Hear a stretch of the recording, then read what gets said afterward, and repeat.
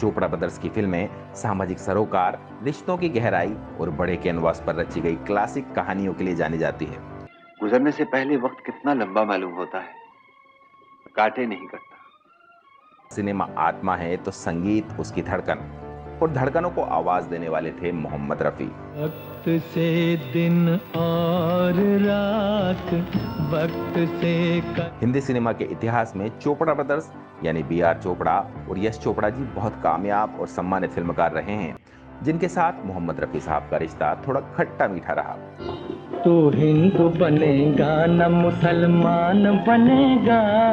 यश चोपड़ा जी के साथ रफी साहब का एक तरह से दोस्ती का रिश्ता था।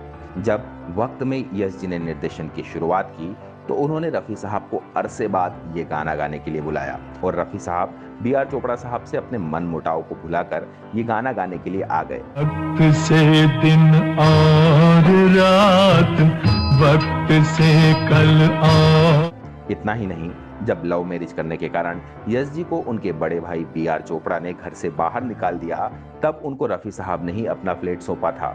वो लंबे समय तक उस फ्लैट में रहे, मगर यश जी ने इसका एहसान नहीं माना और एक मौके पर रफी साहब को नीचा दिखाने की कोशिश भी की।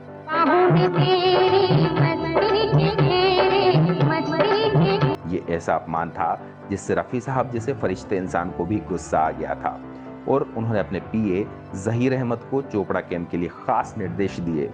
दिल दीवाना मचल गया, दिल दीवाना। ये पूरी कहानी और जिस सेट पर रफी साहब के साथ यश जी ने ऐसा सलूक किया, वो सब मैं आपको इस वीडियो में बताने वाला हूँ। तो आपसे रिक्वेस्ट है कि इसे आखिर तक देखिए और वीडियो को लाइक और चैनल को सब्सक्राइब भी कर लीजिए। संगीतकार राजेश रोशन जी ने एक किस्सा बताया था जो यश जी की फिल्म दूसरा आदमी से जुड़ा हुआ था। इस फिल्म के गीत लिखे थे मजरूह सुल्तानपुरी साहब ने। 1977 में रिलीज हुई दूसरा आदमी के लिए मेन सिंगर थे किशोर दा और लता जी, और इसके गाने भी बहुत लोकप्रिय हुए। नजरों से कह दो प्यार में मिलने का। दूसरा आदमी एक बड़ी उम्र की महिला के कम उम्र के युवक के प्यार में पड़ जाने की कहानी थी, जो अपने समय से काफी आगे की फिल्म थी। इसके एक गाने में एक फीमेल सिंगर के साथ 2 मेल सिंगर्स की जरूरत थी, इसलिए राजेश रोशन जी ने रफी साहब से संपर्क किया। रफी साहब राजेश जी के पिता रोशन साहब के साथ काम कर चुके थे, इसलिए वो उन्हें अंकल कहते थे। राजेश जी एक टेप में गाना रिकॉर्ड करके रफी साहब के पास गए। उन्होंने रफी साहब को उसके बोल और धुन सुनाई और बोले कि अंकल आप इस टेप को सुनकर रिहर्सल कर लें, मगर रफी साहब ने मना कर दिया कि मैं टेप का इस्तेमाल नहीं करता। तो उनसे कहा आप कैसेट ले लीजिए रफी अंकल। नहीं बेटा, मैं तो कैसेट ले सकता। राजेश जी उनकी इस बात से डर गए, क्योंकि 10 दिन बाद क्या पता रफी साहब को इसके गाने या धुन याद रहेगी या नहीं, मगर वो उनकी इज्जत करते थे, इसलिए वो कुछ नहीं बोले। 10 दिन बाद जब किशोर दा और लता जी के साथ उनकी रिकॉर्डिंग थी तो रफी साहब को आने में थोड़ी देर हो गई, मगर जब उन्होंने गाना शुरू किया तो राजेश जी हैरान रह गए। 10 दिन के बाद वो आदमी आके माइक पे रिकॉर्डिंग कर रहे हैं। एक बार इधर। इस रिकॉर्डिंग पर यश जी और निर्देशक रमेश तलवार भी मौजूद थे। तीनों दिग्गज गायक एक साथ थे और रिकॉर्डिंग बहुत संतोषजनक रही थी, तो प्रोडक्शन यूनिट ने उनका सम्मान करने के लिए बुके मंगाए। यश जी ने सबसे पहले लता जी को बुके दिया। इसके बाद जब रफी साहब बुके लेने के लिए आगे बढ़े तो यश जी उन्हें नजरअंदाज करके ये बुके किशोर दा को देने लगे। रफी साहब को वैसे तो कोई ईगो नहीं था, पर यश जी की इस हरकत से रफी साहब बहुत नाराज हो गए। वो गुस्से में स्टूडियो से बाहर निकल गए और जाते जाते अपने पीए जहीर अहमद साहब से बोले कि मियाँ इनसे पूरे पैसे ले लेना। अरे चल कहीं दूर निकल जाए। रफी साहब जैसे भले इंसान अगर किसी से नाराज होते तो वो बस इतने से ही नाराजगी जता सकते थे, इतना ही गुस्सा कि जितना पैसा तय हुआ है उतना जरूर ले लेना।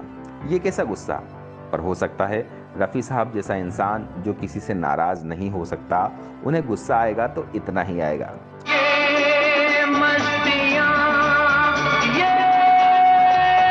अब सवाल ये उठता है कि मान अपमान से दूर रहने वाले रफी साहब को यश जी पर इतना गुस्सा आया क्यों? आखिर क्यों उन्हें अपने पीए से कहना पड़ा कि इनसे पूरा पैसा ले लेना? इसका मतलब तो ये है कि रफी साहब अक्सर जो मिले उसी में संतोष कर लेते थे। और दूसरा मतलब ये है कि वाकई में यश जी से वो बहुत नाराज थे। मुझे दूसरी वजह में ज़्यादा वजन नजर आता है। दरअसल यश जी और रफ़ी साहब दोनों अच्छे दोस्त थे। अगर दोस्त नहीं थे तो भी दोनों के बीच अच्छे संबंध थे। ये उस वक्त की बात है जब यश जी ने अपनी गर्लफ्रेंड पॉमेला से शादी करने का मन बना लिया था। दरअसल पाकिस्तान से विस्थापित होकर आए चोपड़ा ब्रदर्स में बी.आर. चोपड़ा बॉलीवुड में न केवल स्थापित हो चुके थे बल्कि एक बड़ा बैनर भी बना चुके थे। यश चोपड़ा ने उन्हें बाद में ज्वाइन किया, मगर बी.आर. जी का रुतबा तब तक बहुत बढ़ चुका था। ये उन दिनों की बात है जब यश जी अपनी भावी पत्नी पॉमेला के साथ इश्क में बिजी थे। कहा जाता है कि बी.आर. चोपड़ा को ये रिश्ता मंजूर नहीं था, मगर इश्क इन मंजूरी और नामंजूरी की परवाह कहाँ करता है। सो यश चोपड़ा जी और पामेला जी का रिश्ता आगे बढ़ता रहा और पामेला जी प्रेग्नेंट हो गई। ये खबर मिलते ही बी.आर. चोपड़ा ने यश जी को अपने घर से बाहर चले जाने का हुक्म सुना दिया। उस जमाने में ऐसा ही होता था। बड़े भाई का हुक्म मानकर यश चोपड़ा जी अपनी गर्लफ्रेंड पॉमेला के साथ घर से बाहर हो गए।